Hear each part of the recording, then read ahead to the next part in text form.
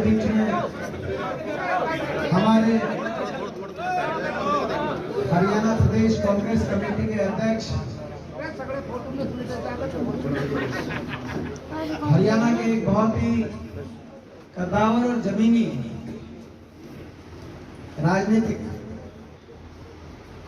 जिनके हाथ में जब से कांग्रेस आला कमान ने चौधरी भूपेंद्र सिंह हुड्डा जी पर विश्वास व्यक्त करते हुए चौधरी उदय भान जी के हाथ में हरियाणा प्रदेश की कमान कांग्रेस पार्टी की दी, लगातार पिछले इन 3-4 महीने के अंदर कांग्रेस पार्टी का ग्राफ फरीदाबाद से शुरुआत हुई थी, आपको याद होगा, विपक्ष आपके समक्ष कार्यक्रम, और इन 3-4 महीने में लगातार हर रोज कांग्रेस पार्टी में कोई ना कोई ज्वाइनिंग हो रही है। लगभग 16 तो पूर्व विधायक कांग्रेस पार्टी में शामिल हो चुके हैं। और एक नजारा आपने देखा आदमपुर उपचुनाव, जिस उपचुनाव में 2014 में जब कुलदीप बिश्नोई जी पिछली बार पार्टी छोड़ के गए थे तो कांग्रेस के उम्मीदवार को मात्र 10,000 वोट मिली थी। वहीं उसी उपचुनाव में, उस समय चुनाव था साधारण सामान्य चुनाव, तब 10,000 वोट। अब उपचुनाव बीजेपी की टिकट, सत्ता, चाम दाम दंड भेद का सत्ता का प्रयोग, बीजेपी जेजेपी, भजनलाल परिवार, चौटाला परिवार सब एक तरफ थे, लेकिन उदय भान जी के नेतृत्व में कांग्रेस पार्टी की 52,000 वोट, 42% वोट सरकार के पसीने छूट गए, सरकार के पसीने छूट गए। तो मैं हमारे आदरणीय कांग्रेस पार्टी के अध्यक्ष, उनका बहुत अभिनंदन करता हूं। उदय भान जी हमारे बीच में, हमारे लोकप्रिय विधायक हमारे भाई नीरज शर्मा जी, हमारे पूर्व विधायक आदरणीय रणवीर तेवतिया जी, हमारे पूर्व विधायक आदरणीय आनंद कौशिक जी, हमारी बहन पूर्व विधायक, हमारी बड़ी बहन आदरणीय शादा राठौर जी, हमारे पूर्व विधायक आदरणीय बड़े भाई ललित नागर जी, हमारे बहुत ही संघर्षशील भाई जिनके हाथ के अंदर भारत जोड़ो यात्रा की पूरे फरीदाबाद जिले की कमान कांग्रेस पार्टी ने जिनके हाथ में सौंपी है, हमारे भाई विजय प्रताप जी, भाई लखन सिंगला जी, जो भी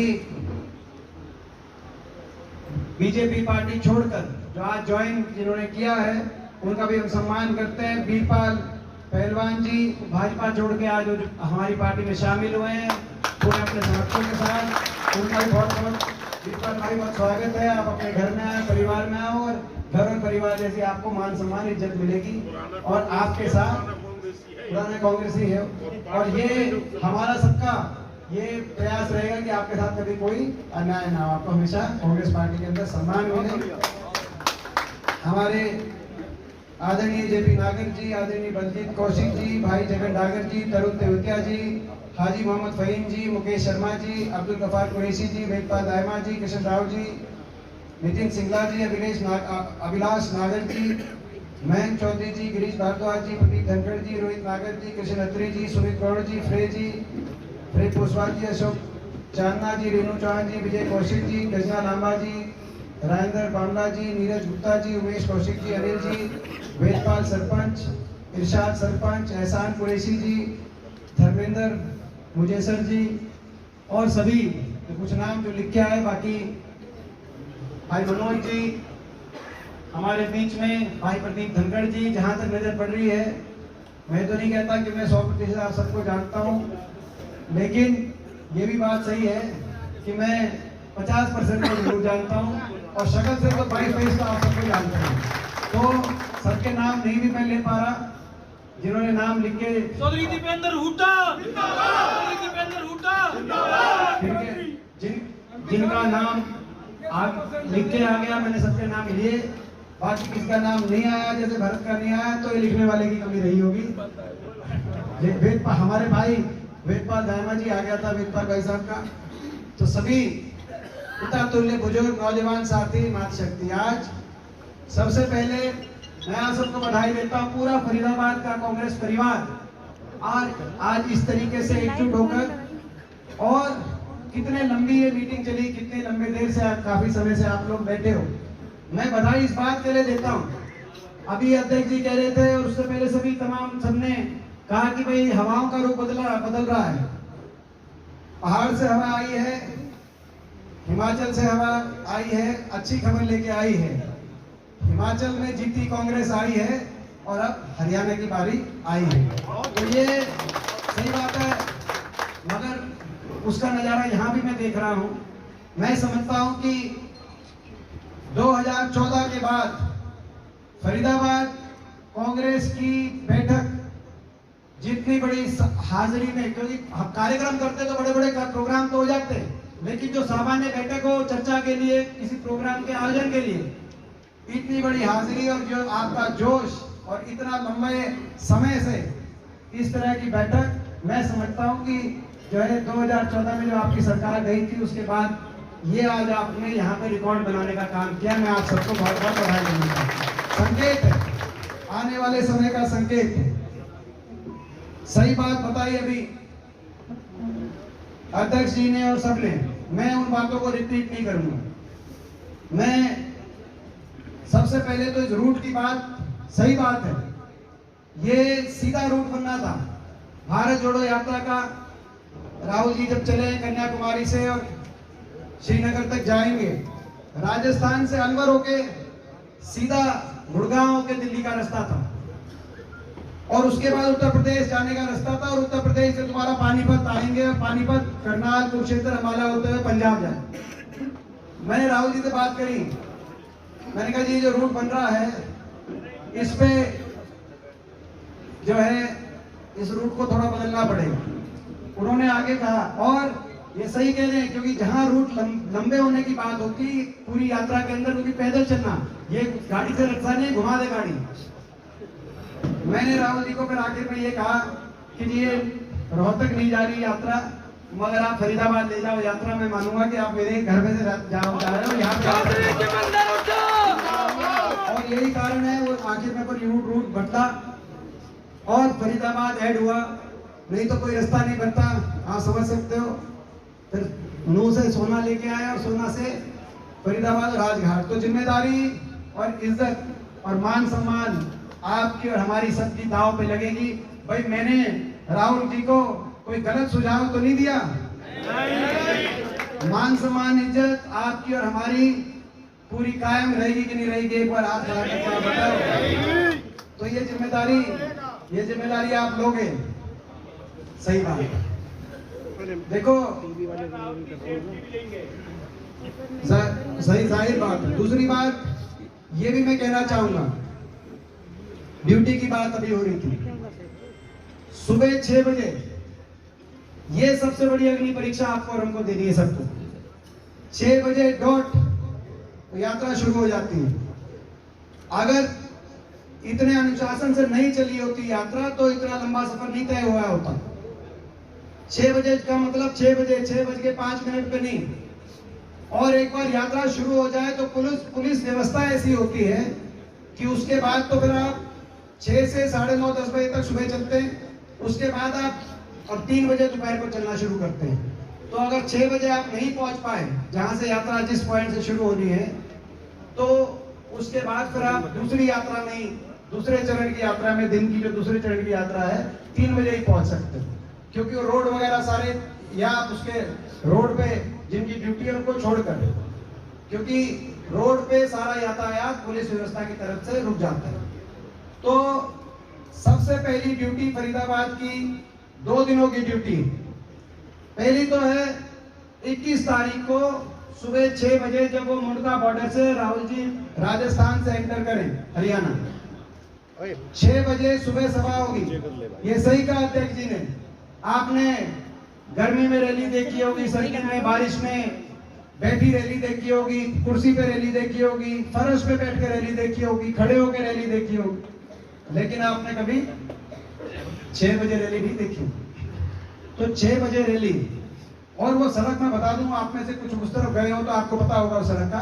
बड़कली चौक के बाद, नू के बाद बड़कली चौक, सोना से नू आप जाएंगे, नू से बड़कली चौक, बड़कली चौक के बाद वो एक सड़क है बिल्कुल 15 किलोमीटर मुंडका बॉर्डर तक। अगर और वो हो जाएगी बंद लगभग 5 बजे, 5:15 बजे बंद हो जाएगी जब वो वहां से चलना।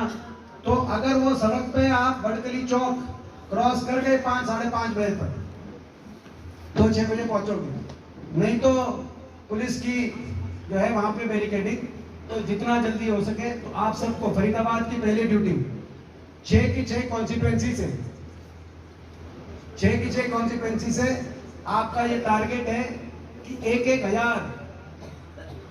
हाँ जी, ये टारगेट में आपको सुझाव दे रहा हूँ, मगर आपको ये तो भाई नहीं, वो तो तीसरे दिन है जी।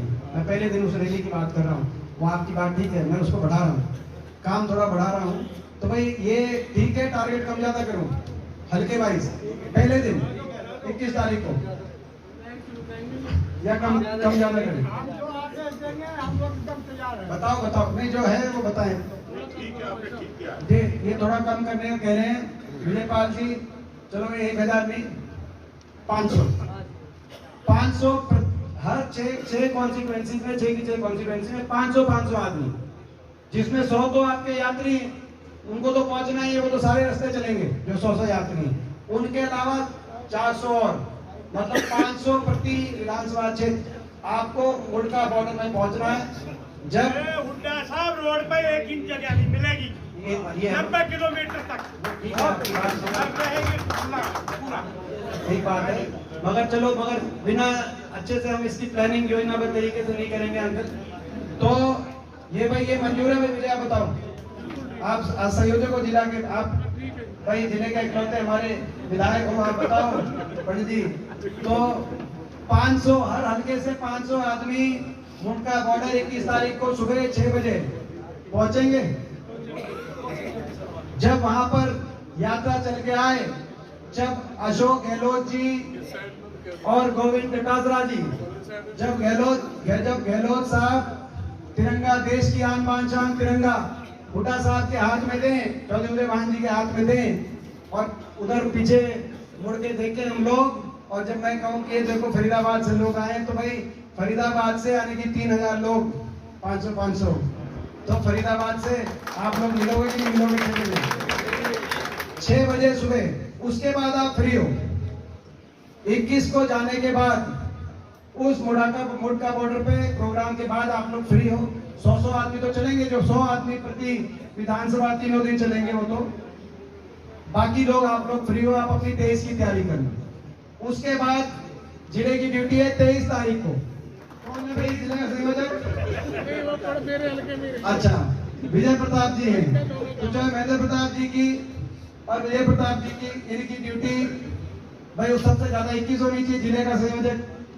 तो भाई उसके साथ साथ ललित जी, जो दिन में जब ये लोग 10-10 हजार कर रहे हैं, आप तो सुबह 3,000 करके आपको डिस्काउंट नहीं मिल रहा। 6 के 6 हल्कों में 10,000 की मोबिलाइजेशन करनी है, आप सुबह 3 कर रहे हैं। जो आपके बीच में एक आधा पॉइंट आएगा उसमें आप देख लेना। बाकी जो 4 हल्के बच गए, बिरला, तिगांव, बल्लभगढ़ और NIT, 5-5 हजार आदमी ईच जो है, बाकी जो 4 हल्के बच गए, साथ पड़ेगा। वो जो साथ चलेंगे उनमें आपको 5,000 की उस जनसभा में एंट्री बाकी चारों को करनी है। 10-10 की आप दोनों को, 11 की विजय को और 10 की आपको। ठीक है, ये प्रस्ताव पारित है भाई, एक बार सारे बताओ ये प्रस्ताव पारित है। और मैं दूसरी बात, अध्यक्ष जी ने एक बात की कि मेयर का इलेक्शन आ रहा है, निगम इलेक्शन आ रहा है, और निगम इलेक्शन कांग्रेस पार्टी सिंबल पे लड़ेगी, क्योंकि कांग्रेस पार्टी में नीति है, सिंबल पे तो लड़ेंगे, लेकिन वो टिकट किसको मिलेगी सिंबल की, किस वार्ड से? ये जो सहयात्री कोई 100 की लिस्ट दे रहा है कि भाई 100 के आई कार्ड बनाना जो सहयात्री राहुल जी के साथ चलेंगे। भाई हम तो ये देखेंगे कौन 100 चलाता है, कौन 50 चलाता है, कौन भाई कोई टिकटार्थी है, अपने आप को टिकटार्थी समझता है, तो कम से कम 100 सहयात्री की लिस्ट तो जरूर दे। उससे ज्यादा कम ज्यादा किसी को करनी है तो भाई अगर आप ज्यादा दोगे, हम आपको जो है कोई 100 की देगा तो हम आपको 100 किलो के वजनदार पहलवान मान लेंगे। कोई 200 का नाम देगा तो हम 200 किलो का पहलवान वजनदार मान लेंगे। तो मेहनत करनी पड़ेगी सबको, साथ मिलकर। सही मौका है, सबको मिलकर साथ चलना पड़ा। और भारत जोड़ो, मैं आखिर में एक बात कहना चाहता हूँ, क्योंकि आज भारत जो बीजेपी वाले कहते हैं भारत तो टूटा ही नहीं, जोड़ने की जरूरत, यही कह रहे हैं। भारत जोड़ो, इसीलिए नहीं कि भारत टूटा है, मगर अंतर आ गया है, अंतर कर दिया गया है। गरीब और अमीर में अंतर, देश में, हिंदुस्तान में, दुनिया में सबसे ज्यादा गरीब और अमीर में अंतर है। दुनिया में तो आज हिंदुस्तान में सबसे अमीर दुनिया के भी हिंदुस्तान में, और दुनिया की सबसे गरीब आबादी भी हिंदुस्तान में। बेरोजगार नौजवान और अच्छे रोजगार में अंतर आ गया तो हिंदुस्तान में। धर्म में, धर्मों में, जातियों में, भाषाओं में अंतर लाकर राजनीति की अपनी रोटी सेकने का काम किया गया तो हमारे देश में अंतर आ गया, और इसीलिए अंतर ये समाप्त हमें करना है। और हरियाणा के अंदर ये यात्रा, हमने हरियाणा के अंदर भी इस यात्रा को लेकर भारत तो जोड़ेंगे, लेकिन हरियाणा के अंदर भी इस यात्रा को लेकर हमने अपना कार्यक्रम बनाया है, संकल्प अपने बनाए हैं। जो राहुल गांधी जी की यात्रा से प्रेरित होकर हम कुछ संकल्प ले रहे हैं ताकि हरियाणा में बदलाव आए। 8-9 साल की खट्टर सरकार, बीजेपी सरकार, जिसने आज हरियाणा को बेरोजगारी में नंबर 1 बना दिया, जिस सरकार ने हरियाणा को महंगाई में नंबर 1 बना दिया, भ्रष्टाचार में नंबर 1 बना दिया, जिसने हरियाणा को कानून व्यवस्था की फत्ता में नंबर 1 बना दिया, आज इस सरकार को बदलने के लिए, बदलाव के लिए, हरियाणा में दोबारा से विकास के पहिए को घुमाने के लिए हमने भी कुछ संकल्प लिए हैं। क्या संकल्प हैं? भारत जोड़ो। भारत जोड़ो मतलब नफरत को प्यार से जोड़ो। भारत जोड़ो मतलब गरीब को आर्थिक विकास से जोड़ो। भारत जोड़ो मतलब हर गरीब को पीले कार्ड से, 100 गज के प्लॉट से और मकान से जोड़ो। भारत जोड़ो मतलब बेरोजगार नौजवान को रोजगार से जोड़ो। 2 लाख सरकारी नौकरी हरियाणा में खाली पड़ी, उन सरकारी नौकरियों से जोड़ो। भारत जोड़ो मतलब महंगाई का चक्कर तोड़ो। और कैसे तोड़ेंगे महंगाई का चक्कर? भारत जोड़ो हर उपभोक्ता को 300 यूनिट फ्री बिजली से जोड़ो। भारत जोड़ो। और ये 300 यूनिट फ्री बिजली वो वाली नहीं है जो पंजाब में देखी पंजाब सरकार, 5-5, 10-10 कंडीशन। ये वो वाली है जो हिमाचल सरकार की पहली कैबिनेट में बिना किसी कंडीशन के 300 यूनिट फ्री बिजली देने का काम करेंगे। भारत जोड़ो। तो महंगाई का चक्कर तोड़ो, हर परिवार को, हर उपभोक्ता को 300 यूनिट बिजली, फ्री बिजली से नाता जोड़ो। भारत जोड़ो मतलब किसान को एमएसपी की गारंटी और सम्मान से जोड़ो। 750 किसानों को अपनी जान कुर्बान करनी पड़ी ऐसी सरकार, इतना बड़ा तिरस्कार, इतना अपमान।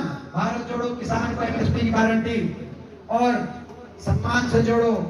और एक और बात, जिस बात को लेकर सरकार बनी, एक ऐसी पार्टी जिस पार्टी ने कहा बीजेपी को करेंगे जमुना पार। आप समझ गए किस पार्टी की मैं बात कर रहा हूँ? कौन सी पार्टी? कहते थे, एक कहता था 75 पार, बीजेपी कहती थी 75 पार। कहती थी कि नहीं कहती थी? बीजेपी कहती थी 75 पार, जेजेपी कहती थी बीजेपी को करेंगे जमुना पार। इलेक्शन के बाद दोनों मिल गए, दोनों बन गए यार, बन गए। और 75 पार वालों ने और जमुना पार वालों ने समझौता कर लिया। अमित शाह जी के घर पे, गृह मंत्री जी के घर पहुंच गए दुष्यंत चौटाला, और गृह मंत्री जी के घर से बाहर निकल के कहा कि भाई समझौता हो गया है, बीजेपी को समर्थन देंगे क्योंकि बीजेपी 5100 बुढ़ापा पेंशन दे रही है। हमने कहा, हुड्डा साहब ने प्रेस कॉन्फ्रेंस करके कहा, कांग्रेस पार्टी घोषणा पत्र में पहला वादा 5100 पेंशन हम 1 नवंबर 2019 से, यानी कि 3 साल पहले से शुरू कर देते हैं। हमें 5100 पेंशन अब तक तो दुगनी हो गई होती। तो हमने 5100 पेंशन हम 1 नवंबर से देंगे। तो बोला कि नहीं, हम हुड्डा साहब से नहीं दिलवाएंगे, हम कांग्रेस पार्टी से नहीं दिलवाएंगे, हम तो बीजेपी से दिलवाएंगे, हम तो अमित शाह से दिलवाएंगे, हम तो खट्टर सरकार से दिलवाएंगे। मैं पूछना चाहता हूँ बड़े बुजुर्गों से, 5100 पेंशन आपकी आली की नहीं आली?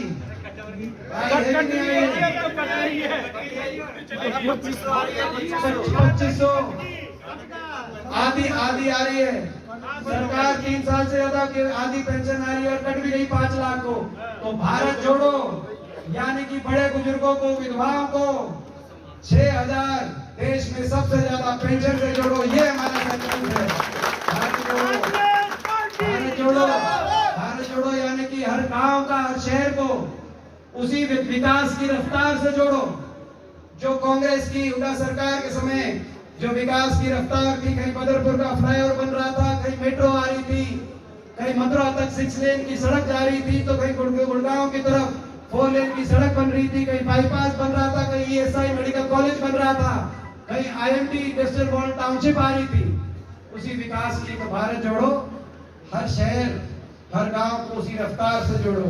तो ये है हमारा भारत जोड़ो, और इसी में हम जोड़ेंगे हरियाणा। तो आप सब फरीदाबाद की तरफ पूरा देश देखेगा।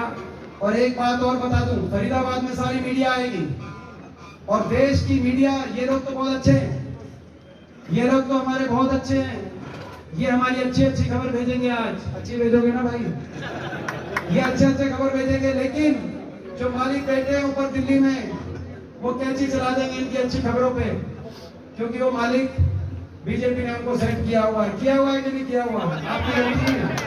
तो भाई उस दिन अगर सारा फरीदाबाद, सारे पूरी यात्रा का रूट अगर पूरा खचाखच भरा रहा मगर एक कोना खाली रह गया, तो ये उस एक कोने को दिखाएंगे।